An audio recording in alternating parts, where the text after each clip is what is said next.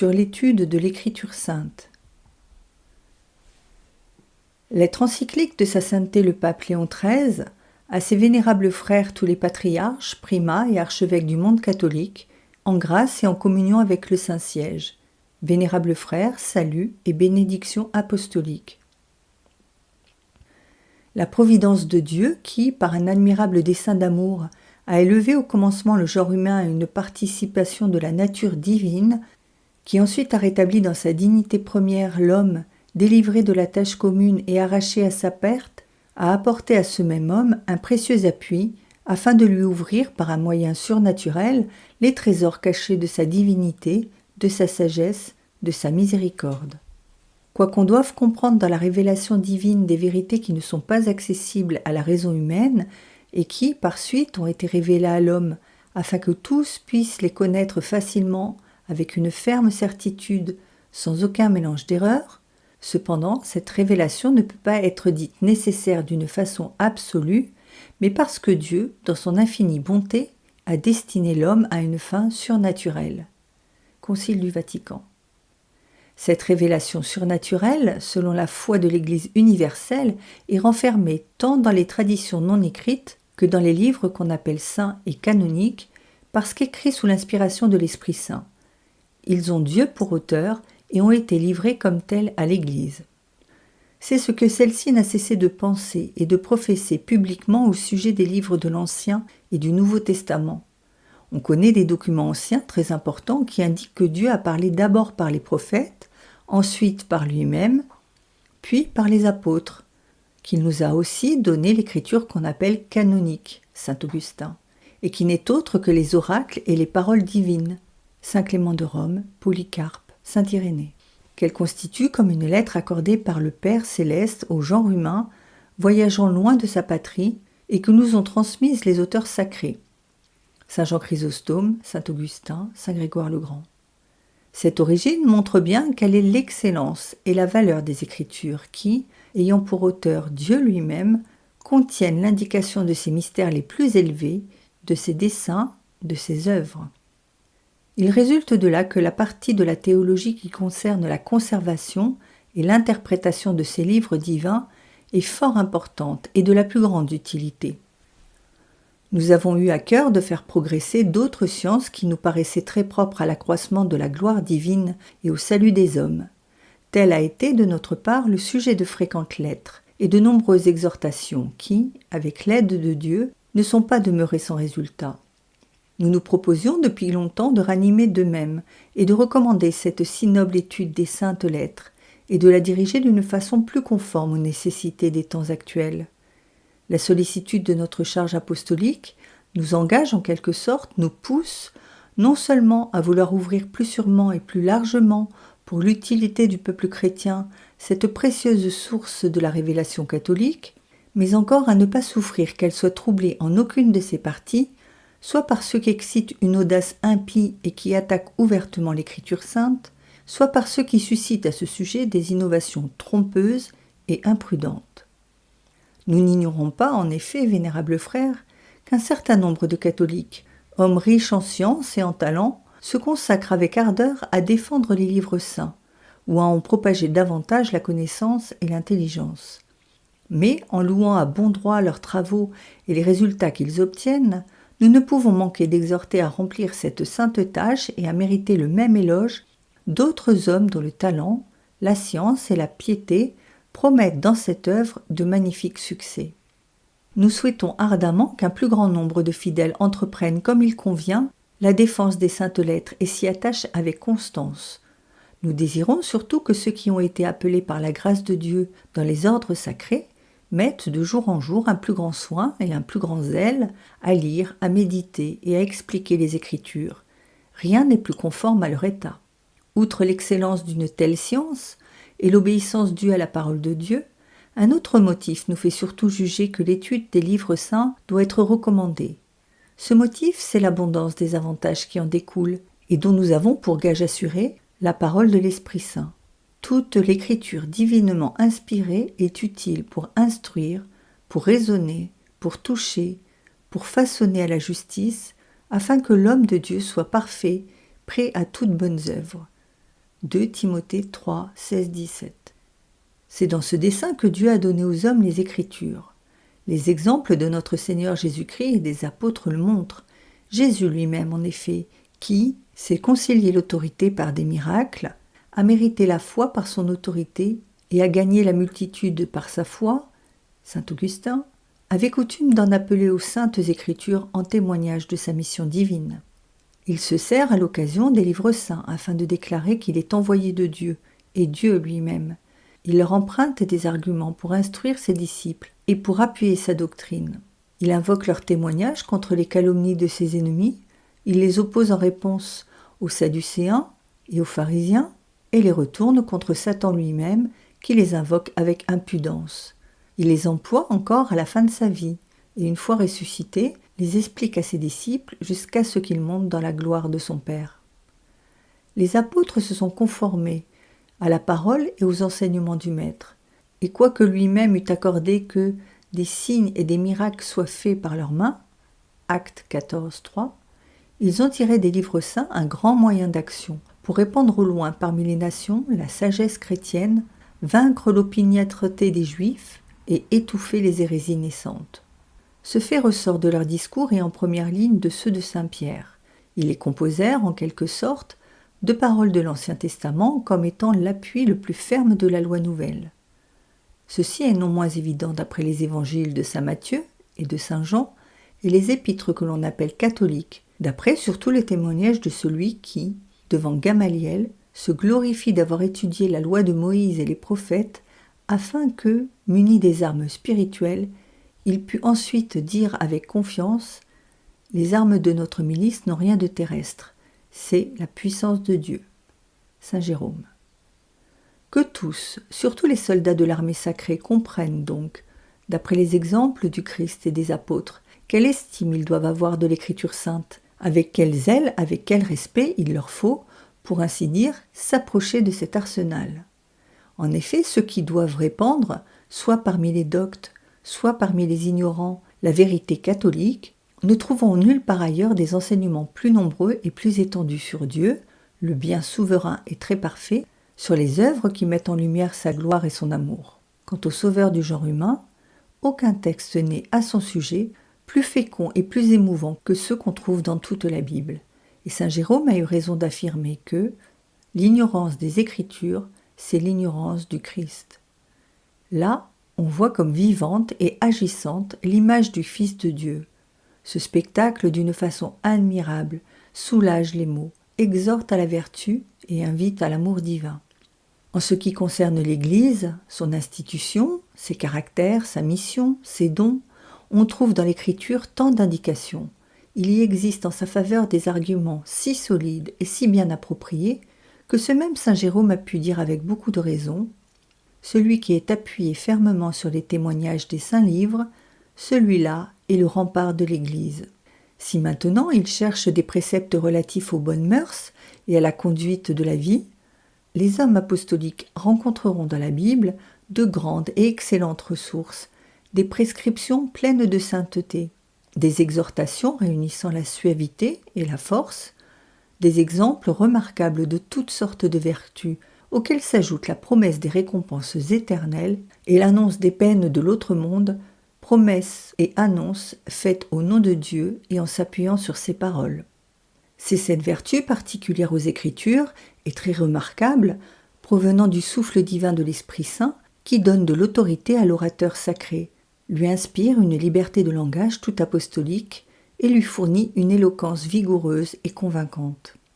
Quiconque, en effet, porte dans son discours l'esprit et la force de la parole divine, celui-ci ne parle pas seulement en langage, mais dans la vertu, dans l'Esprit Saint et avec une grande abondance de fruits. 1 Thessaloniciens 1, 5. Aussi, on doit dire qu'ils agissent d'une façon maladroite et imprévoyante. Ceux qui parlent de la religion et énoncent les préceptes divins sans presque invoquer d'autre autorité que celle de la science et de la sagesse humaine, s'appuyant sur leurs propres arguments plutôt que sur les arguments divins. Jérémie 23, 29. En effet, leur éloquence, quoique brillante, est nécessairement languissante et froide, en tant qu'elle est privée du feu de la parole de Dieu et elle manque de la vertu qui brille dans ce langage divin. Car la parole de Dieu est plus forte et plus pénétrante que tout glaive à deux tranchants. Elle entre dans l'âme et l'esprit, au point de les fendre en quelque sorte. Hébreux 4:12. D'ailleurs, les savants eux-mêmes doivent en convenir. Il existe dans les saintes lettres une éloquence admirablement variée, admirablement riche et digne des plus grands objets.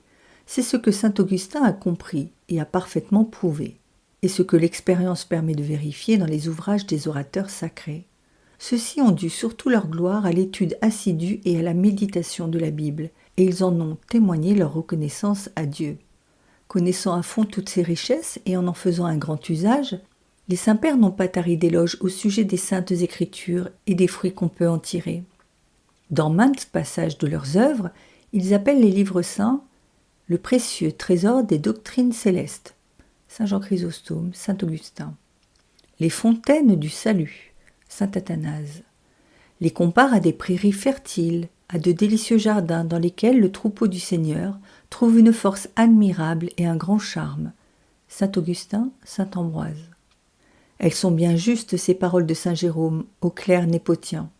Lis souvent les saintes écritures, bien plus ne dépose jamais le livre sacré.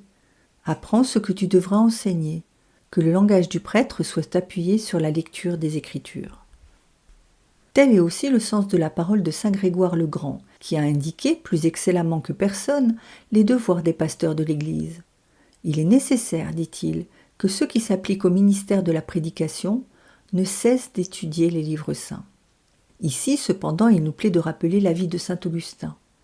Ce ne sera pas au dehors un vrai prédicateur de la parole de Dieu, celui qui ne l'écoute pas au dedans de lui-même.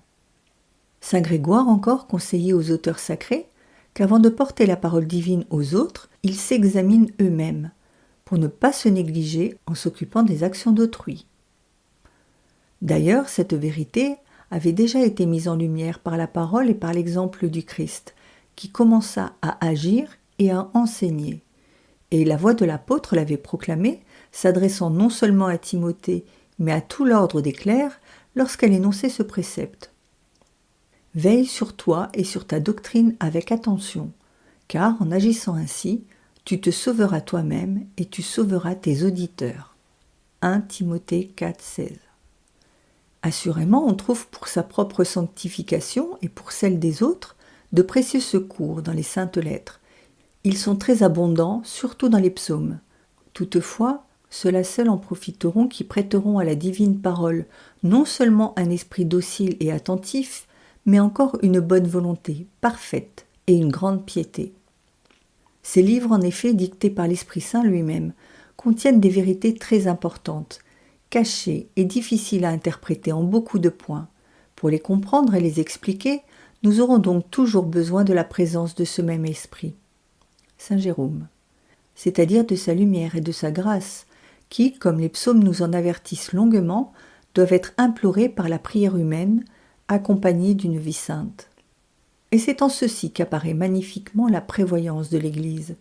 Pour ne pas que ce trésor des livres saints, que l'Esprit Saint a livré aux hommes avec une souveraine libéralité, restât négligé, Concile de Trente, elle a multiplié en tout temps les institutions et les préceptes. Elle a décrété non seulement qu'une grande partie des Écritures seraient lues et méditées par tous ses ministres dans l'office quotidien, mais que ces Écritures seraient enseignées et interprétées par des hommes instruits dans les cathédrales, dans les monastères, dans les couvents des réguliers où les études pourraient être prospères. Elle a ordonné par un écrit que les dimanches et aux fêtes solennelles, les fidèles seraient nourris des salutaires paroles de l'Évangile. Ainsi, grâce à la sagesse et à la vigilance de l'Église, l'étude des Saintes Écritures se maintient florissante et féconde en fruits de salut. Pour affermir nos arguments et nos exhortations, nous aimons à rappeler comment tous les hommes remarquables par la sainteté de leur vie et par leur science des vérités divines ont toujours cultivé assidûment les Saintes Écritures. Nous voyons que les plus proches disciples des apôtres, parmi lesquels nous citerons Clément de Rome, Ignace d'Antioche, Polycarpe, puis les apologistes, spécialement Justin et Irénée, ont, dans leurs lettres et dans leurs livres, tendant soit à la conservation, soit à la propagation des dogmes divins, introduit la doctrine, la force, la piété des livres saints. Dans les écoles de catéchisme et de théologie qui furent fondées près de beaucoup de sièges épiscopaux, et dont les plus célèbres furent celles d'Alexandrie et d'Antioche, l'enseignement donné ne consistait pour ainsi dire que dans la lecture, l'explication, la défense de la parole de Dieu écrite. De ces établissements sortirent la plupart des pères et des écrivains, dont les études approfondies et les remarquables ouvrages se succédèrent pendant 3 siècles en une si grande abondance que cette période a été appelée l'âge d'or de l'exégèse biblique. Parmi ceux d'Orient, la première place revient à Origène, homme admirable par la prompte conception de son esprit et par ses travaux non interrompus. C'est dans ses nombreux ouvrages et dans ses immenses exemples qu'ont puisé presque tous ses successeurs. Il faut en énumérer plusieurs qui ont étendu les limites de cette science. Ainsi, parmi les plus éminents, Alexandrie a produit Clément et Cyril, la Palestine Eusèbe et le second Cyril, la Cappadoce, Basile le Grand, Grégoire de Nazianze et Grégoire de Nice, Antioche, ce Jean Chrysostome, en qui une érudition remarquable s'unissait à la plus haute éloquence. L'Église d'Occident n'a pas acquis moins de gloire. Parmi les nombreux docteurs qui s'y sont distingués, illustres sont les noms de Tertullien et de Cyprien, d'Hilaire et d'Ambroise, de Léon le Grand et de Grégoire le Grand, mais surtout ceux d'Augustin et de Jérôme. L'un se montra d'une pénétration admirable dans l'interprétation de la parole de Dieu et d'une habileté consommée à en tirer parti pour appuyer la vérité catholique. L'autre, possédant une connaissance extraordinaire de la Bible, ayant fait sur les livres saints de magnifiques travaux, a été honoré par l'Église du titre de docteur très grand. Depuis cette époque jusqu'au XIe siècle, quoique ces études n'aient pas été aussi ardemment cultivées et aussi fécondes en résultats que précédemment, elles furent cependant florissantes, grâce surtout au zèle des prêtres. Ceux-ci eurent soin, en effet, ou de recueillir les ouvrages que leurs prédécesseurs avaient laissés sur ce sujet si important, ou de les répandre après les avoir étudiés à fond et enrichis de leurs propres travaux. C'est ainsi qu'agirent, entre autres, Isidore de Séville, Bède, Alcuin. Ils munirent de gloses les manuscrits sacrés, comme Walafrid Strabon et Anselme de Laon, ou travaillèrent par des procédés nouveaux à maintenir l'intégrité des textes, comme le firent Pierre d'Amiens et Lanfranc. Au XIIe siècle, la plupart entreprirent avec beaucoup de succès l'explication allégorique des Saintes Écritures. Dans ce genre, saint Bernard se distingua facilement parmi tous les autres. Ses sermons ne s'appuient presque que sur les lettres divines. Mais aussi de nouveaux et abondants progrès furent faits grâce à la méthode des scolastiques. Ceux-ci, bien qu'ils se soient appliqués à faire des recherches relatives aux véritables textes de la version latine, comme le prouvent les Bibles corrigées qu'ils ont fait paraître, mirent cependant plus de zèle encore et plus de soin à l'interprétation et à l'explication des livres saints. Aussi savamment et aussi clairement qu'aucun de leurs prédécesseurs, ils distinguèrent les divers sens des mots latins, établirent la valeur de chacun au point de vue théologique, marquèrent les différents chapitres des livres et les sujets de ces chapitres, creusèrent la signification des paroles bibliques, expliquèrent la liaison des préceptes entre eux. Tout le monde voit quelle lumière a été ainsi apportée dans les points obscurs. En outre, leurs livres, soit relatifs à la théologie, soit commentant les Écritures saintes elles-mêmes, manifestent une science profonde puisée dans les livres sacrés. À ce titre, saint Thomas d'Aquin a obtenu parmi eux la palme. Mais après que Clément V, notre prédécesseur, eut attaché à l'Athénée de Rome et aux plus célèbres universités des maîtres de langues orientales, ceux-ci commencèrent à étudier la Bible, à la fois sur le manuscrit original et sur la traduction latine. Lorsqu'ensuite les monuments de la science des Grecs nous furent rapportés, lorsque surtout l'art nouveau de l'imprimerie eut été inventé, le culte de la Sainte Écriture se répandit beaucoup. Il est étonnant combien, en peu de temps, se multiplièrent les éditions des livres sacrés, surtout de la Vulgate. Elles remplirent le monde catholique, tellement, même à cette époque si décriée par les ennemis de l'Église, les livres divins étaient aimés et honorés. On ne doit pas omettre de rappeler quel grand nombre d'hommes doctes, appartenant surtout aux ordres religieux, depuis le concile de Vienne jusqu'au concile de Trente, travaillèrent à la prospérité des études bibliques.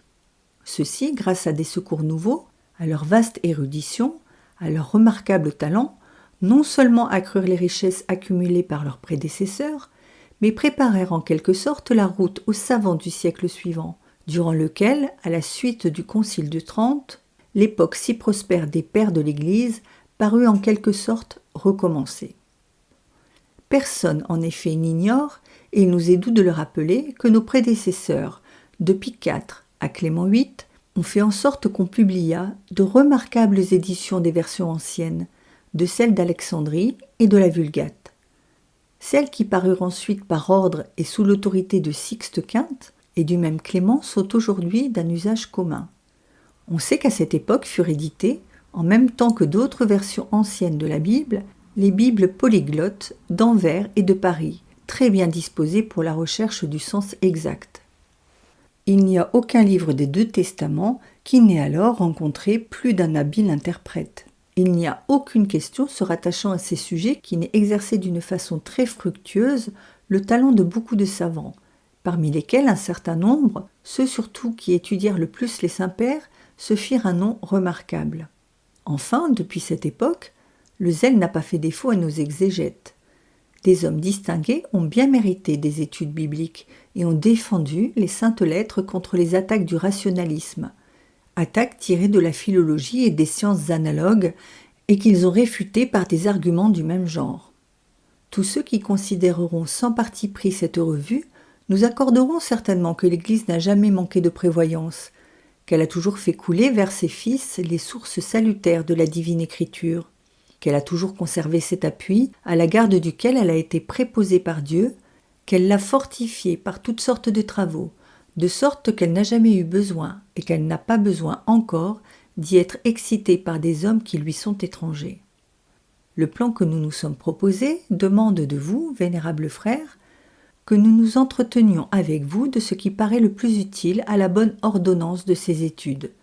Mais il importe d'abord de reconnaître quels hommes nous opposent des obstacles, à quels procédés et à quelles armes ils se confient.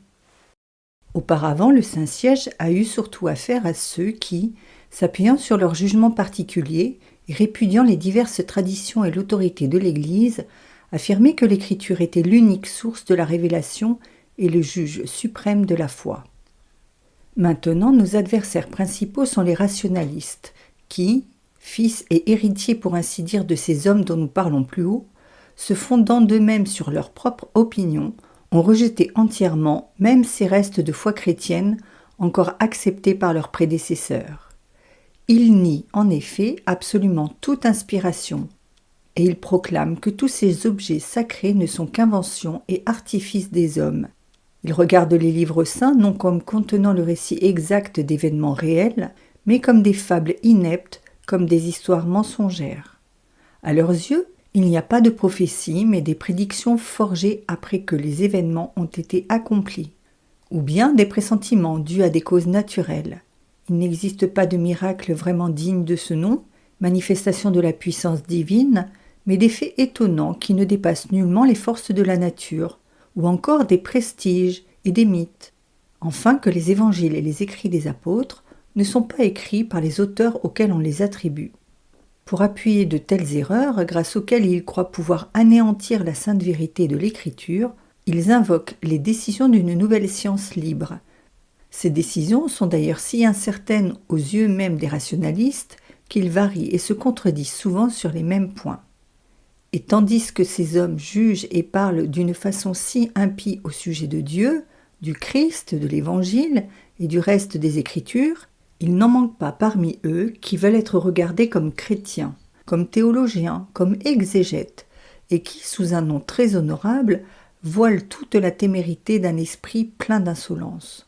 À ceci viennent s'ajouter un certain nombre d'hommes qui, ayant le même but et les aidant, cultivent d'autres sciences, et qu'une semblable hostilité envers les vérités révélées entraîne de même façon à attaquer la Bible. Nous ne saurions trop déplorer l'étendue et la violence de plus en plus grande que prennent ces attaques. Elles sont dirigées contre des hommes instruits et sérieux, quoique ceux-ci puissent se défendre sans trop de difficultés. Mais c'est surtout contre la foule des ignorants que des ennemis acharnés agissent par tous les procédés. Au moyen des livres, des opuscules, des journaux, ils répandent un poison funeste. Par des réunions, par des discours, ils le font pénétrer plus avant. Déjà, ils ont tout envahi. Ils possèdent de nombreuses écoles arrachées à l'Église où, dépravant misérablement, même par la moquerie et les plaisanteries bouffonnes, les esprits encore tendres et crédules des jeunes gens, ils les excitent au mépris de la Sainte Écriture. Il y a bien là, vénérables frères, de quoi émouvoir et animer le zèle commun des pasteurs, de telle sorte qu'à cette science nouvelle, à cette science fausse, 1 Timothée 6,20, on oppose cette doctrine antique et vraie que l'Église a reçue du Christ par l'intermédiaire des apôtres, et que, dans un tel combat, se lèvent de toutes parts d'habiles défenseurs de la Sainte Écriture. Notre premier soin doit donc être celui-ci, que dans les séminaires, dans les universités, les lettres divines soient enseignées en tout point comme le demande l'importance même de cette science et les nécessités de l'époque actuelle. Pour cette raison, vous ne devez rien avoir plus à cœur que la prudence dans les choix des professeurs. Pour cette fonction, en effet, il importe de désigner, non pas des hommes pris parmi la foule, mais ceux que recommandent un grand amour et une longue pratique de la Bible, une véritable culture scientifique, qui soit, en un mot, à la hauteur de leur mission. Il ne faut pas mettre moins de soin à préparer ceux qui devront prendre ensuite la place de ceux-ci. Il nous plaît donc que, partout où cela sera possible, on choisisse parmi les disciples qui auront parcouru d'une façon satisfaisante le cycle des études théologiques, un certain nombre qui s'appliqueront tout entier à acquérir la connaissance des saints livres, et auxquels on fournira la possibilité de se livrer à des travaux plus étendus. Quand les maîtres auront été ainsi désignés et formés, qu'ils abordent avec confiance la tâche qui leur sera confiée, et pour qu'ils la remplissent excellemment, pour qu'ils obtiennent les résultats auxquels on peut s'attendre, nous voulons leur donner quelques instructions plus développées. Au début même des études, ils doivent examiner la nature de l'intelligence des disciples, faire en sorte de la cultiver, de la rendre apte en même temps à conserver intacte la doctrine des livres saints et à en saisir l'esprit. Tel est le but du traité de l'introduction biblique, qui fournit à l'élève le moyen de prouver l'intégrité et l'authenticité de la Bible, d'y chercher et d'y découvrir le vrai sens des passages, d'attaquer de front et d'extirper jusqu'à la racine les interprétations sophistiques. À peine est-il besoin d'indiquer combien il est important de discuter ces points dès le début, avec ordre, d'une façon scientifique, en recourant à la théologie.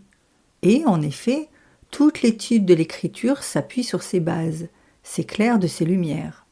Le professeur doit s'appliquer avec un très grand soin à bien faire connaître la partie la plus féconde de cette science, qui concerne l'interprétation, expliquer à ses auditeurs comment ils pourront utiliser les richesses de la parole divine pour l'avantage de la religion et de la piété. Certes, nous comprenons que ni l'étendue du sujet, ni le temps dont on dispose ne permettent de parcourir dans les écoles tout le cercle des Écritures. Mais puisqu'il est besoin de posséder une méthode sûre pour diriger avec fruit l'interprétation, un maître sage devra éviter à la fois le défaut de ceux qui font étudier des passages pris çà et là dans tous les livres, le défaut aussi de ceux qui s'arrêtent sans mesure sur un chapitre déterminé d'un seul livre.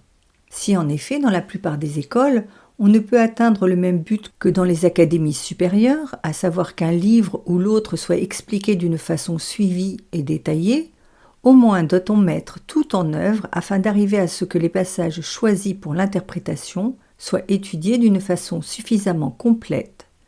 Les élèves, alléchés en quelque sorte et instruits par cet exemple d'explication, pourront ensuite relire et goûter le reste de la Bible pendant toute leur vie.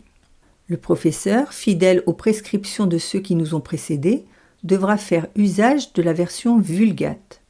C'est celle, en effet, que le Concile de Trente a désignée comme authentique et comme devant être employée dans les lectures publiques, les discussions, les prédications et les explications. C'est celle aussi que recommande la pratique quotidienne de l'Église. Nous ne voulons pas dire cependant qu'il ne faudra pas tenir compte des autres versions que les chrétiens des premiers âges ont utilisées avec éloge, et surtout des textes primitifs. En effet, si, pour ce qui concerne les grands points, le sens est clair d'après les éditions hébraïques et grecques de la Vulgate, cependant, si quelques passages ambigus ou moins clairs s'y rencontrent, le recours à la langue précédente, suivant le conseil de saint Augustin, sera très utile. Il est clair qu'il faudra apporter à cette tâche beaucoup de circonspection. C'est en effet le devoir du commentateur d'indiquer, non pas ce que lui-même pense, mais ce que pensait l'auteur qui l'explique. Saint Jérôme. Après que la lecture aura été conduite avec soin jusqu'au point voulu, alors ce sera le moment de scruter et d'expliquer le sens. Notre premier conseil à ce sujet est d'observer les prescriptions communément en usage relatives à l'interprétation, avec d'autant plus de soin que l'attaque des adversaires est plus vive. Il faut donc peser avec soin la valeur des mots eux-mêmes, la signification du contexte, la similitude des passages, etc., et aussi profiter des éclaircissements étrangers de la science qu'on nous oppose. Cependant, le maître devra prendre garde à ne pas consacrer plus de temps et plus de soin à ces questions qu'à l'étude des livres divins eux-mêmes, de peur qu'une connaissance trop étendue et trop approfondie de tels objets n'apporte à l'esprit des jeunes gens plus de troubles que de force. De là résulte une marche sûre à suivre dans l'étude de l'Écriture sainte, au point de vue théologique. Il importe en effet de remarquer à ce sujet qu'aux autres causes de difficultés qui se présentent dans l'explication de n'importe quel auteur ancien, s'en ajoutent quelques-unes qui sont spéciales à l'interprétation des livres saints. Comme ils sont l'œuvre de l'Esprit Saint, les mots y cachent nombre de vérités qui surpassent de beaucoup la force et la pénétration de la raison humaine, à savoir les divins mystères et ceux qui s'y rattachent. Le sens est parfois plus étendu et plus voilé que ne paraîtrait l'indiquer et la lettre et les règles de l'herméneutique. En outre, le sens littéral cache lui-même d'autres sens qui servent soit à éclairer les dogmes, soit à donner des règles pour la vie. Aussi, l'on ne saurait nier que les livres saints sont enveloppés d'une certaine obscurité religieuse, de sorte que nul n'en doit aborder l'étude sans guide. Saint Jérôme. Dieu l'a voulu ainsi. C'est l'opinion commune des saints-pères, pour que les hommes les étudiassent avec plus d'ardeur et plus de soin, pour que les vérités péniblement acquises pénétrassent plus profondément leur esprit et leur cœur, pour qu'ils comprissent surtout que Dieu a donné les Écritures à l'Église afin que dans l'interprétation de ses paroles, celle-ci fût le guide et le maître le plus sûr. Là où Dieu a mis ses dons, là doit être cherchée la vérité. Les hommes, en qui réside la succession des apôtres, expliquent les Écritures sans aucun danger d'erreur. Saint Irénée nous l'a déjà enseigné. C'est sa doctrine et celle des autres pères qu'a adopté le Concile du Vatican, quand, renouvelant un décret du Concile de Trente sur l'interprétation de la parole divine écrite, il a décidé que, dans les choses de la foi et des mœurs, tendant à la fixation de la doctrine chrétienne, on doit regarder comme le sens exact de la Sainte Écriture celui qu'a regardé et que regarde comme tel notre Sainte Mère l'Église, à qui il appartient de juger du sens et de l'interprétation des livres sacrés. Il n'est donc permis à personne d'expliquer l'Écriture d'une façon contraire à cette signification ou encore au consentement unanime des pères. Par cette loi pleine de sagesse, l'Église n'arrête et ne contrarie en rien les recherches de la science biblique, mais elle la maintient à l'abri de toute erreur et contribue puissamment à ses véritables progrès. Chaque docteur, en effet, voit ouvert devant lui un vaste champ dans lequel, en suivant une direction sûre, son zèle peut s'exercer d'une façon remarquable et avec profit pour l'Église. À la vérité, quant au passage de la Sainte Écriture qui attend encore une explication certaine et bien définie, il peut se faire, grâce à un bienveillant dessein de la providence de Dieu, que le jugement de l'Église se trouve pour ainsi dire mûri par une étude préparatoire. Mais, au sujet des points qui ont été déjà fixés, le docteur peut jouer un rôle également utile, soit en les expliquant plus clairement à la foule des fidèles, d'une façon plus ingénieuse aux hommes instruits, soit en les défendant plus fortement contre les adversaires de la foi. L'interprète catholique doit donc regarder comme un devoir très important et sacré d'expliquer dans le sens fixé les textes de l'Écriture dont la signification a été indiquée authentiquement, soit par les auteurs sacrés, que guidait l'inspiration de l'Esprit Saint, comme cela a eu lieu dans beaucoup de passages du Nouveau Testament, soit par l'Église assistée du même Saint-Esprit et au moyen d'un jugement solennel ou par son autorité universelle et ordinaire. Il lui faut se convaincre que cette interprétation est la seule qu'on puisse approuver d'après les lois d'une saine herméneutique. Concile du Vatican. Sur les autres points, il devra suivre les analogies de la foi et prendre comme modèle la doctrine catholique telle qu'elle est indiquée par l'autorité de l'Église.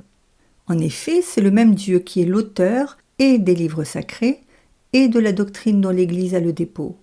Il ne peut donc arriver, assurément, qu'une signification attribuée au premier et différent en quoi que ce soit de la seconde provienne d'une légitime interprétation. Il résulte évidemment de là qu'on doit rejeter comme insensée et fausse toute explication qui mettrait les auteurs sacrés en contradiction entre eux ou qui serait opposée à l'enseignement de l'Église. Celui qui professe l'Écriture sainte doit aussi mériter cet éloge qu'il possède à fond toute la théologie, qu'il connaît parfaitement les commentaires des saints-pères, des docteurs et des meilleurs interprètes. Telle est la doctrine de saint Jérôme et de saint Augustin, qui se plaint avec juste raison en ces termes. Si toute science, quoique peu importante et facile à acquérir, demande, comme c'est évident, à être enseignée par un homme docte, par un maître, quoi de plus orgueilleusement téméraire que de ne pas vouloir connaître les livres sacrés d'après l'enseignement de leurs interprètes. Tel a été aussi le sentiment des autres pères qui ont confirmé par des exemples. Ils expliquaient les Écritures non d'après leur propre opinion, mais d'après les écrits et l'autorité de leurs prédécesseurs, parce qu'il était évident que ceux-ci avaient reçu pour succession des apôtres les règles pour l'interprétation des livres sacrés. Rufinus. Le témoignage des saints-pères, qui après les apôtres ont été pour ainsi dire les jardiniers de la Sainte Église, ses constructeurs, ses pasteurs, l'ont nourri, l'ont fait croître, a aussi une grande autorité toutes les fois qu'ils expliquent tous d'une seule et même manière un texte biblique, comme concernant la foi ou les mœurs. Car de leur accord résulte clairement que selon la doctrine catholique, cette explication est venue telle, par tradition, des apôtres. La vie de ces mêmes pères est aussi digne d'être pris en très grande considération lorsqu'ils traitent des mêmes sujets en tant que docteurs et comme donnant leur opinion particulière. En effet, non seulement leur science de la doctrine révélée et la multitude des connaissances nécessaires pour interpréter les livres apostoliques les recommandent puissamment, mais encore Dieu lui-même a prodigué les secours de ses lumières à ces hommes remarquables par la sainteté de leur vie et par leur zèle pour la vérité. Que l'interprète sache donc qu'il doit suivre leurs pas avec respect et jouir de leurs travaux par un choix intelligent. Il ne faut cependant pas croire que la route lui est fermée et qu'il ne peut pas, lorsqu'un motif raisonnable existe, aller plus loin dans ses recherches et dans ses explications. Cela lui est permis, pourvu qu'il suive religieusement le sage précepte donné par saint Augustin, ne s'écarter en rien du sens littéral et comme évident, à moins qu'il n'y ait quelque raison qui l'empêche de s'y attacher ou qui rende nécessaire de l'abandonner. Cette règle doit être observée avec d'autant plus de fermeté qu'au milieu d'une si grande ardeur d'innover et d'une telle liberté d'opinion, il existe un plus grave danger de se tromper. Celui qui enseigne les Écritures se gardera aussi de négliger le sens allégorique ou analogique attaché par les saints-pères à certaines paroles, surtout lorsque cette signification découle naturellement du sens littéral et s'appuie sur un grand nombre d'autorités. L'Église, en effet, a reçu des apôtres ce mode d'interprétation et l'a approuvé par son exemple, ainsi que cela ressort de la liturgie. Ce n'est pas que les pères aient prétendu ainsi démontrer par eux-mêmes les dogmes de la foi, mais parce qu'ils ont expérimenté que cette méthode était bonne pour nourrir la vertu et la piété. L'autorité des autres interprètes catholiques est à la vérité moindre. Cependant, puisque les études bibliques ont fait dans l'Église des progrès continus, il faut rendre au commentaire de ces docteurs l'honneur qui lui est dû. On peut emprunter à leurs travaux beaucoup d'arguments propres à repousser les attaques et à éclaircir les points difficiles. Mais ce qui ne convient pas, c'est qu'ignorant ou méprisant les excellents ouvrages que les nôtres nous ont laissés en grand nombre, l'interprète leur préfère les livres des hétérodoxes, qu'au grand péril de la sainte doctrine et trop souvent au détriment de la foi, ils y cherchent l'explication de passages au sujet desquels les catholiques ont excellemment et depuis longtemps exercé leur talent, multiplié les travaux. Quoique, en effet, les études des hétérodoxes, sagement utilisées, puissent parfois aider l'interprète catholique, Cependant, il importe à celui-ci de se souvenir que, d'après des preuves nombreuses empruntées aussi aux anciens, Clément d'Alexandrie, Origène, Tertullien, Saint-Hilaire, le sens non défiguré des saintes lettres ne se trouve nulle part en dehors de l'Église et ne peut être donné par ceux qui, privés de la vraie foi, ne parviennent pas jusqu'à la moelle des Écritures, mais en rongent seulement l'écorce. Il est surtout très désirable et très nécessaire que la pratique de la divine écriture se répande à travers toute la théologie et en devienne pour ainsi dire l'âme. Telle a été, à toutes les époques, la doctrine de tous les pères et des plus remarquables théologiens, doctrine qu'ils ont appuyée par leur exemple. Ils se sont appliqués à établir et à affermir sur les livres saints toutes les vérités qui sont l'objet de la foi et celles qui en découlent. C'est de ces livres sacrés, comme aussi de la tradition divine, qu'ils se sont servis, afin de réfuter les nouvelles inventions des hérétiques, de trouver la raison d'être, l'explication, la liaison des dogmes catholiques. Il n'y a rien là d'étonnant pour celui qui réfléchit à la place si considérable qu'occupent les saints livres parmi les sources de la révélation divine. C'est à ce point que, sans l'étude et l'usage quotidien de ceux-ci, la théologie ne pourrait être traitée d'une façon convenable et digne d'une telle science. Sans doute il est bon que les jeunes gens, dans les universités et les séminaires, soient exercés surtout à acquérir l'intelligence et la science des dogmes et que, partant des articles de la foi, ils en tirent les conséquences par une argumentation établie selon les règles d'une philosophie éprouvée et solide. Cependant, le théologien sérieux et instruit ne doit pas négliger l'interprétation des dogmes, appuyés sur l'autorité de la Bible. La théologie, en effet, ne tire pas ses principes des autres sciences, mais immédiatement de Dieu, par la révélation. Et aussi, elle ne reçoit rien de ces sciences comme lui étant supérieures, mais elle les emploie comme étant ses inférieures et ses servantes. Saint Grégoire le Grand. Cette méthode d'enseignement de la science sacrée est indiquée et recommandée par le prince des théologiens, saint Thomas d'Aquin. Celui-ci, en outre, a montré comment le théologien, comprenant bien le caractère de la science qu'il cultive, peut défendre ses principes si quelqu'un les attaque, en argumentant si l'adversaire accorde quelques-unes des vérités qui nous sont données par la révélation. C'est ainsi qu'au moyen de l'autorité de la Sainte Écriture, nous discutons contre les hérétiques, et au moyen d'un article de foi contre ceux qui en nient un autre. Au contraire, si l'adversaire ne croit rien de ce qui est divinement révélé, il ne reste plus à lui prouver les articles de foi par des raisonnements, mais à renverser ces raisonnements s'il en fait contre la foi. Nous devons donc avoir soin que les jeunes gens marchent au combat, convenablement instruits des sciences bibliques, pour ne pas qu'ils frustrent nos légitimes espérances, ni, ce qui serait plus grave, qu'ils courent sans y prendre garde le péril de tomber dans l'erreur, trompés par les fausses promesses des rationalistes et par le fantôme d'une érudition toute extérieure. Or, ils seront parfaitement prêts à la lutte si, d'après les méthodes que nous-mêmes leur avons indiquées et prescrites, ils cultivent religieusement et approfondissent l'étude de la philosophie et de la théologie sous la conduite du même saint Thomas. Ainsi, ils feront de grands et sûrs progrès, tant dans les sciences bibliques que dans la partie de la théologie appelée positive. Avoir prouvé la vérité de la doctrine catholique, avoir expliqué et éclairci cette doctrine grâce à une interprétation légitime et savante de la Bible, c'est beaucoup, certes. Il reste cependant un autre point à établir, aussi important que le travail nécessaire pour y parvenir est considérable, afin que l'autorité complète des Écritures soit démontrée aussi solidement que possible. Ce but ne pourra être atteint d'une façon pleine et entière que par le magistère propre et toujours subsistant de l'Église, qui, par elle-même, à cause de son admirable diffusion, de son éminente sainteté, de sa fécondité inépuisable en toutes sortes de biens, de son unité catholique, de sa stabilité invincible, est un grand et perpétuel motif de crédibilité et une preuve irréfragable de sa divine mission. Concile du Vatican.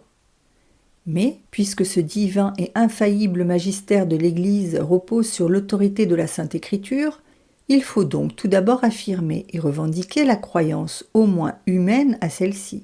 De ces livres, en effet, comme des témoins les plus éprouvés de l'Antiquité, la divinité et la mission du Christ Dieu, l'institution de la hiérarchie de l'Église, la primauté conférée à Pierre et à ses successeurs seront mises en évidence et sûrement établies. Dans ce but, il sera très avantageux que plusieurs hommes appartenant aux ordres sacrés combattent sur ce point pour la foi et repoussent les attaques des ennemis, que surtout ces hommes soient revêtus de l'armure de Dieu, suivant le conseil de l'apôtre.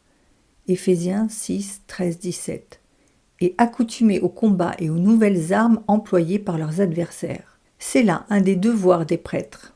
Et saint Chrysostome l'établit en termes magnifiques. Il faut employer un grand zèle afin que la parole de Dieu habite abondamment en nous. Nous ne devons pas, en effet, être prêts pour un seul genre de combat. Varié est la guerre, multiples sont les ennemis. Ils ne se servent pas tous des mêmes armes, et ce n'est pas d'une façon uniforme qu'ils se proposent de lutter avec nous. Il est donc besoin que celui qui doit se mesurer avec tous connaisse les manœuvres et les procédés de tous, que le même manie les flèches et la fronde, qu'il soit tribun et chef de cohorte, général et soldat, fantassin et cavalier, apte à lutter sur la mer et à renverser les remparts.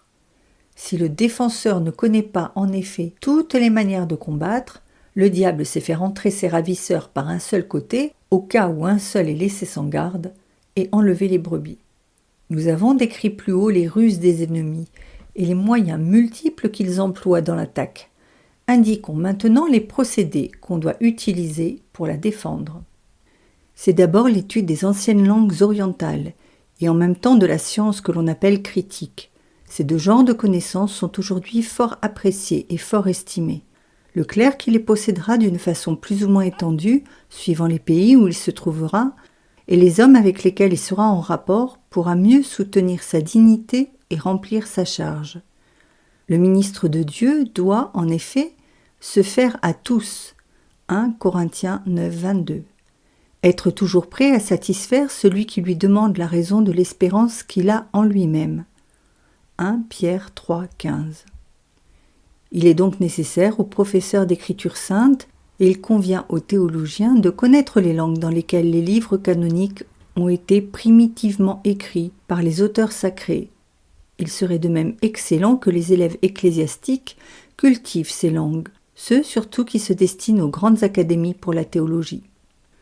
On doit aussi avoir soin que dans toutes les académies soient établis, comme cela a déjà eu lieu avec raison pour beaucoup d'entre elles, des chaires où seront enseignées les langues anciennes, surtout les langues sémitiques et les rapports de la science avec celles-ci. Ces cours seront en première ligne à l'usage des jeunes gens désignés pour l'étude des saintes lettres. Il importe que ces mêmes professeurs d'écriture sainte, pour la même raison, soient instruits et exercés dans la science de la vraie critique. Par malheur, en effet, et pour le grand dommage de la religion, apparut un système qui se pare du nom honorable de haute critique, et dont les disciples affirment que l'origine, l'intégrité, l'autorité de tout livre ressortent, comme ils disent, des seuls caractères intrinsèques. Au contraire, il est évident que lorsqu'il s'agit d'une question historique, de l'origine et de la conservation de n'importe quel ouvrage, les témoignages historiques ont plus de valeur que tous les autres, que ce sont ceux-ci qu'il faut rechercher et examiner avec le plus grand soin. Quant aux caractères intrinsèques, ils sont la plupart du temps bien moins importants, de telle sorte qu'on ne peut guère les invoquer que pour confirmer la thèse. Si on agit autrement, il en résultera de grands inconvénients. En effet, les ennemis de la religion en conserveront plus de confiance pour attaquer et battre en brèche l'authenticité des livres sacrés. Cette sorte de haute critique que l'on exalte arrivera enfin à ce résultat que chacun, dans l'interprétation, s'attachera à ses goûts et à une opinion préjudicielle. Ainsi, la lumière cherchée au sujet des Écritures ne se fera pas, et aucun avantage n'en résultera pour la science, mais on verra se manifester avec évidence ce caractère de l'erreur qui est la variété et la dissemblance des opinions. Déjà la conduite des chefs de cette nouvelle science le prouve. En outre, comme la plupart d'entre eux sont imbus des maximes d'une vaine philosophie et du rationalisme, ils ne craindront pas d'écarter des livres saints les prophéties, les miracles, tous les autres faits qui surpassent l'ordre naturel. L'interprète devra lutter en second lieu contre ceux qui, abusés par leur connaissance des sciences physiques, suivent pas à pas les auteurs sacrés, afin de pouvoir opposer l'ignorance que ceux-ci ont de tels faits et rabaisser leurs écrits par ce motif. Comme ces griefs portent sur des objets sensibles, ils sont d'autant plus dangereux lorsqu'ils se répandent dans la foule, surtout parmi la jeunesse abonnée aux lettres. Dès que celle-ci aura perdu sur quelque point le respect de la révélation divine, sa foi, relativement à tous les autres, ne tardera pas à s'évanouir. Or, il est trop évident qu'autant les sciences naturelles sont propres à manifester la gloire du Créateur, gravée dans les objets terrestres, pourvu qu'elles soient convenablement enseignées, autant elles sont capables d'arracher de l'esprit les principes d'une saine philosophie et de corrompre les mœurs lorsqu'elles sont introduites avec des intentions perverses dans de jeunes esprits. Aussi la connaissance des faits naturels sera-t-elle un secours efficace pour celui qui enseignera l'Écriture sainte. Grâce à elle, en effet, il pourra plus facilement découvrir et réfuter les sophismes de toutes sortes dirigés contre les livres sacrés. Aucun désaccord réel ne peut certes exister entre la théologie et la physique, pourvu que toutes deux se maintiennent dans leurs limites, prennent garde, suivant la parole de saint Augustin, de ne rien affirmer au hasard et de ne pas prendre l'inconnu pour le connu. Si cependant elles sont en dissentiment sur un point, que doit faire le théologien ? Suivre la règle sommairement indiquée par le même docteur. Quant à tout ce que nos adversaires pourront nous démontrer au sujet de la nature, en s'appuyant sur de véritables preuves, prouvons-leur qu'il n'y a rien de contraire à ces faits dans nos saintes lettres. Mais pour ce qu'ils tireront de certains de leurs livres, et qu'ils invoqueront comme étant en contradiction avec ces saintes lettres, c'est-à-dire avec la foi catholique, montrons-leur qu'il s'agit d'hypothèses, ou que nous ne doutons nullement de la fausseté de ces affirmations. Pour bien nous pénétrer de la justesse de cette règle, considérons d'abord que les écrivains sacrés, ou plus exactement l'Esprit de Dieu, qui parlait par leur bouche, n'a pas voulu enseigner aux hommes ces vérités concernant la constitution intime des objets visibles, parce qu'elles ne devaient leur servir de rien pour leur salut. Saint Augustin. Aussi, ces auteurs, sans s'attacher à bien observer la nature, décrivent quelquefois les objets et en parlent, ou par une sorte de métaphore, ou comme le comportait le langage usité à cette époque. Il en est ainsi aujourd'hui sur beaucoup de points, dans la vie quotidienne, même parmi les hommes les plus savants. Dans le langage vulgaire, on désigne d'abord, et par le mot propre, les objets qui tombent sous le sens. L'écrivain sacré, et le docteur Angélique nous en avertit, c'est de même attaché au caractère sensible, c'est-à-dire à ceux que Dieu lui-même, s'adressant aux hommes, a indiqués suivant la coutume des hommes, pour être compris d'eux. Mais de ce qu'il faut défendre vigoureusement l'Écriture sainte, il ne résulte pas qu'il soit nécessaire de conserver également tous les sens que chacun des pères ou des interprètes qui leur ont succédé a employés pour expliquer ces mêmes écritures. Ceux-ci, en effet, étant donné les opinions en cours à leur époque, n'ont peut-être pas toujours jugé d'après la vérité au point de ne pas émettre certaines critiques qui ne sont maintenant rien moins que prouvées. Il faut donc distinguer avec soin, dans leurs explications, ce qu'ils donnent comme concernant la foi ou comme lié à elle, ce qu'ils affirment d'un commun accord. En effet, pour ce qui n'est pas de l'essence de la foi, les saints ont pu avoir des avis différents, ainsi que nous-mêmes. Telle est la doctrine de saint Thomas. Celui-ci, dans un autre passage, s'exprime avec beaucoup de sagesse en ces termes. Pour ce qui concerne les opinions que les philosophes ont communément professées et qui ne sont pas contraires à notre foi, il me semble qu'il est plus sûr de ne pas les affirmer comme des dogmes, bien que quelquefois elles soient introduites dans le raisonnement au nom de ces philosophes, et de ne pas les noter comme contraires à la foi, pour ne pas fournir aux sages de ce monde l'occasion de mépriser notre doctrine. D'ailleurs, quoique l'interprète doive montrer que rien ne contredit l'écriture bien expliquée, dans les vérités que ceux qui étudient les sciences physiques donnent comme certaines et appuyées sur de fermes arguments, il ne doit pas oublier que parfois plusieurs de ces vérités, données aussi comme certaines, ont été ensuite mises en doute et laissées de côté. Que si les écrivains qui traitent des faits physiques, franchissant les limites assignées aux sciences dont ils s'occupent, s'avancent sur le terrain de la philosophie en émettant des opinions nuisibles, le théologien peut faire appel au philosophe pour réfuter celle-ci. Nous voulons maintenant appliquer cette doctrine aux sciences du même genre et notamment à l'histoire. On doit s'affliger en effet de ce que beaucoup d'hommes qui étudient à fond les monuments de l'Antiquité, les mœurs et les institutions des peuples, et se livrent à ce sujet à de grands travaux, ont trop souvent pour but de trouver des erreurs dans les livres saints, afin d'infirmer et d'ébranler complètement l'autorité des Écritures. Quelques-uns agissent ainsi avec des dispositions vraiment trop hostiles et jugent d'une façon qui n'est pas assez impartiale. Ils ont tant confiance dans les livres profanes et dans les documents du passé qu'ils les invoquent comme s'il ne pouvait exister à ce sujet aucun soupçon d'erreur, tandis qu'ils refusent toute créance aux livres sacrés à la moindre, à la plus vaine apparence d'inexactitude, et ce même sans aucune discussion. À la vérité, il peut se faire que certains passages, dans l'impression des diverses éditions, ne se trouvent pas reproduits d'une façon absolument juste. C'est ce qui doit être étudié avec soin, ce qui ne doit pas être admis facilement, excepté sur les points pour lesquels le fait a été convenablement prouvé. Il peut arriver aussi que le sens de quelques phrases demeure douteux. Pour le déterminer, les règles de l'interprétation seront d'un grand secours. Mais il sera absolument funeste soit de limiter l'inspiration à quelques parties des Écritures, soit d'accorder que l'auteur sacré lui-même s'est trompé. On ne peut non plus tolérer la méthode de ceux qui se délivrent de ces difficultés en n'hésitant pas à accorder que l'inspiration divine ne s'étend qu'aux vérités concernant la foi et les mœurs, et à rien de plus. Ils pensent à tort que, lorsqu'il s'agit de la vérité des avis, il ne faut pas rechercher surtout ce qu'a dit Dieu, mais examiner plutôt le motif pour lequel il a parlé ainsi. En effet, tous les livres entiers que l'Église a reçus comme sacrés et canoniques, dans toutes leurs parties, ont été écrits sous la dictée de l'Esprit Saint. Tant sont faux qu'aucune erreur puisse s'attacher à l'inspiration divine, que non seulement celle-ci par elle-même exclut toute erreur, mais encore l'exclut et y répugne aussi nécessairement que nécessairement Dieu, souveraine vérité, ne peut être l'auteur d'aucune erreur.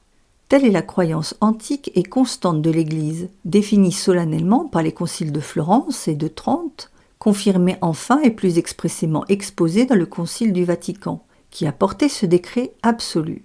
Les livres entiers de l'Ancien et du Nouveau Testament, dans toutes leurs parties, tels qu'ils sont énumérés par le degré du même concile de Trente et tels qu'ils sont contenus dans l'ancienne édition Vulgate en latin, doivent être regardés comme sacrés et canoniques. L'Église les tient pour sacrés et canoniques, non parce que rédigés par la seule science humaine, ils ont été ensuite approuvés par l'autorité de la dite Église, non parce que seulement ils renferment la vérité sans erreur, mais parce que, écrits sous l'inspiration du Saint-Esprit, ils ont Dieu pour auteur. On ne doit donc presque en rien se préoccuper de ce que l'Esprit Saint ait pris des hommes comme des instruments pour écrire, comme si quelque opinion fausse pouvait être émise non pas certes par le premier auteur, mais par les écrivains inspirés. En effet, lui-même les a, par sa vertu, excités à écrire. Lui-même les a assistés tandis qu'ils écrivaient, de telle sorte qu'ils concevaient exactement, qu'ils voulaient rapporter fidèlement, et qu'ils exprimaient avec une vérité infaillible tout ce qu'il leur ordonnait, et seulement ce qu'il leur ordonnait d'écrire. Tel a été toujours le sentiment des saints-pères. Aussi, dit saint Augustin, puisque ceux-ci ont écrit ce que l'Esprit Saint leur a montré et leur a enjoint d'écrire, on ne doit pas dire que lui-même n'a pas écrit. Ceux-ci, comme les membres, ont mis en œuvre ce que la tête leur dictait. Saint Grégoire le Grand s'exprime encore en ces termes. Il est bien superflu de chercher qui a écrit ces livres, puisqu'on croit fermement que l'auteur en est l'Esprit Saint. Celui-là, en effet, a écrit qui a dicté ce qu'il fallait écrire. Celui-là a écrit qui a inspiré l'œuvre. Il suit de là que ceux qui pensent que, dans les passages authentiques des livres saints, peut être renfermée quelque idée fausse, ceux-là assurément ou pervertissent la doctrine catholique, ou font de Dieu lui-même l'auteur d'une erreur.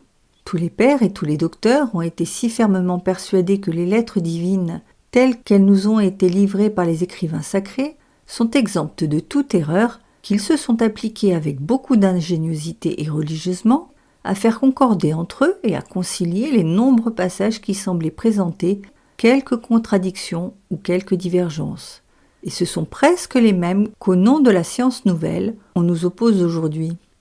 Les docteurs ont été unanimes à croire que ces livres, et dans leur ensemble et dans leur partie, sont également d'inspiration divine, que Dieu lui-même a parlé par les auteurs sacrés, et qu'il n'a rien pu énoncer d'opposé à la vérité. On doit appliquer ici, d'une façon générale, les paroles que le même saint Augustin écrivait à saint Jérôme. « Je l'avoue en effet, à ta charité, j'ai appris à accorder au seul livre des Écritures, que l'on appelle maintenant canonique, cette révérence et cet honneur de croire très fermement qu'aucun de leurs auteurs n'a pu commettre une erreur en les écrivant. Et si je trouvais dans ces saintes lettres quelques passages qui me parurent contraires à la vérité, je n'hésiterai pas à affirmer ou que le manuscrit est défectueux, ou que l'interprète n'a pas suivi exactement le texte, ou que je ne comprends pas bien. Mais lutter pleinement et parfaitement au moyen des sciences les plus importantes pour établir la sainteté de la Bible, c'est là beaucoup plus, certes, qu'il n'est juste d'attendre de la seule érudition des théologiens. Il est donc désirable qu'ils se posent le même but et s'efforcent de l'atteindre, les catholiques ayant acquis quelque autorité dans les sciences étrangères. Si la gloire que donnent de tels talents n'a jamais manqué à l'Église, grâce à un bienfait de Dieu, certes, elle ne lui fait pas non plus défaut maintenant. Puisse cette gloire aller toujours croissant pour l'appui de la foi. En outre, la haine de nos défenseurs s'évanouira facilement, ou du moins ils n'oseront plus affirmer avec tant d'assurance que la foi est ennemie de la science, lorsqu'ils verront des hommes doctes rendre à cette foi le plus grand honneur, avoir pour elle un vif respect.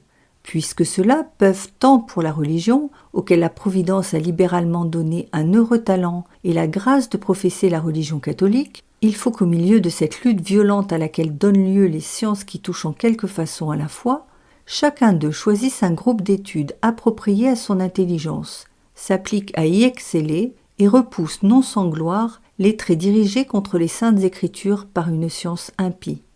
Il nous est doux de louer ici la conduite de certains catholiques qui, afin que les savants puissent se livrer à de telles études et les faire progresser, leur fournissent des secours de toutes sortes, formant des associations, auxquelles ils donnent généreusement des sommes abondantes. C'est là un emploi de la fortune tout à fait excellent, et bien approprié aux nécessités de l'époque. Moins, en effet, les catholiques doivent attendre de secours de l'État pour leurs études, et plus il convient que la libéralité privée se montre prompte et abondante, plus il importe que ceux auxquels Dieu a donné des richesses les consacrent à la conservation du trésor de la vérité révélée. Mais pour que de tels travaux profitent vraiment aux sciences bibliques, les hommes doctes doivent s'appuyer sur les principes que nous avons indiqués plus haut. Ils doivent retenir fidèlement que Dieu, créateur et maître de toutes choses, est, en même temps, l'auteur des Écritures. Rien donc ne peut se trouver dans la nature, rien parmi les monuments de l'histoire qui soit réellement en désaccord avec celle-ci. S'il semble y avoir quelque contradiction sur un point, il faut s'appliquer à la faire disparaître, tantôt en recourant au sage jugement des théologiens et des interprètes, pour montrer ce qu'a de vrai et de vraisemblable le passage au sujet duquel on discute, tantôt en pesant avec soin les arguments qu'on y oppose. On ne doit pas perdre pied, même lorsqu'il réside quelque apparence de vérité dans l'opinion contraire. En effet, puisque le vrai ne peut en aucune façon contredire le vrai, on peut être certain qu'une erreur s'est glissée, soit dans l'interprétation des paroles sacrées, soit dans une autre partie de la discussion. Et si l'on n'aperçoit pas assez clairement l'une de ces deux fautes, il faudra attendre avant de définir le sens du texte. De très nombreuses objections, en effet, empruntées à toutes les sciences, se sont élevées pendant longtemps, et en foule contre les Écritures, et se sont entièrement évanouies comme étant sans valeur. De même, au cours de l'interprétation, de nombreuses explications ont été proposées au sujet de certains passages des Écritures, ne concernant ni la foi ni les mœurs, qu'une étude approfondie a permis depuis de comprendre d'une façon plus juste et plus claire. En effet, le temps détruit les opinions et les inventions nouvelles, mais la vérité demeure à jamais. Aussi, comme personne ne peut se flatter de comprendre toute l'Écriture, au sujet de laquelle saint Augustin, il l'avouait lui-même, ignorait plus qu'il ne savait, que chacun, s'il rencontre un passage trop difficile pour pouvoir l'expliquer, ait la prudence et la patience demandées par ce même docteur. Il vaut mieux, dit celui-ci, être chargé de signes ignorés mais utiles que d'envelopper, en les interprétant inutilement, sa tête dans un filet d'erreur, après l'avoir délivré du joug de la soumission. Si nos conseils et nos ordres sont suivis honnêtement et sagement par les hommes qui se livrent à ces études subsidiaires, si dans leurs écrits, dans leurs enseignements, dans leurs travaux, ils se proposent de réfuter les ennemis de la vérité, de prévenir chez les jeunes gens la perte de la foi, alors, enfin, ils pourront se réjouir de servir véritablement l'intérêt des saintes lettres, d'apporter à la religion catholique un appui tel que l'Église l'attend à bon droit de la piété et de la science de ses fils. Voilà, vénérables frères, les avertissements et les préceptes qu'inspirés par Dieu, nous avons résolu de vous donner en cette occasion relativement à l'étude de l'Écriture sainte. Il vous appartient maintenant de veiller à ce qu'il soit observé avec le respect qui convient, de telle sorte que la reconnaissance due à Dieu pour avoir communiqué au genre humain les paroles de sa sagesse se manifeste de plus en plus, de telle sorte aussi que cette étude produise les fruits abondants que nous souhaitons, surtout dans l'intérêt de la jeunesse destinée au ministère sacré qui est notre vif souci et l'espoir de l'Église. Employez avec ardeur votre autorité et multipliez vos exhortations afin que ces études demeurent en honneur et prospèrent dans les séminaires et dans les universités qui dépendent de votre juridiction. Qu'elles y fleurissent purement et d'une façon heureuse sous la direction de l'Église, suivant les salutaires enseignements et les exemples des saints-pères, suivant l'usage de nos ancêtres. Qu'elles fassent dans le cours des temps de tels progrès qu'elle soit vraiment l'appui et la gloire de la vérité catholique et un don divin pour le salut éternel des peuples. Nous avertissons enfin avec un paternel amour tous les disciples et tous les ministres de l'Église de cultiver les saintes lettres avec un respect et une piété très vifs. Leur intelligence, en effet, ne peut s'ouvrir d'une façon salutaire, comme il importe, s'ils n'éloignent l'arrogance de la science terrestre et s'ils n'entreprennent avec ardeur l'étude de cette sagesse qui vient d'en haut. Une fois initiés à cette science, éclairés et forts, liés par elle, leur esprit aura une puissance étonnante, même pour reconnaître et éviter les erreurs de la science humaine, cueillir ses fruits solides et les rapporter aux intérêts éternels. L'âme tendra ainsi avec plus d'ardeur vers les avantages de la vertu et sera plus vivement animée de l'amour divin. Heureux ceux qui scrutent ces témoignages, qui les recherchent de tout cœur. Psaume 18, 2. Et maintenant, nous appuyant sur l'espérance du secours divin et plein de confiance en votre zèle pastoral, nous accordons bien volontiers en Dieu, comme gage des faveurs célestes et comme témoignage de notre particulière bienveillance, la bénédiction apostolique, à vous tous, à tout le clergé, au peuple confié à chacun de vous. Donnée à Rome, près Saint-Pierre, le 18 novembre de l'année 1893, de notre pontificat la 16e. Léon XIII, pape.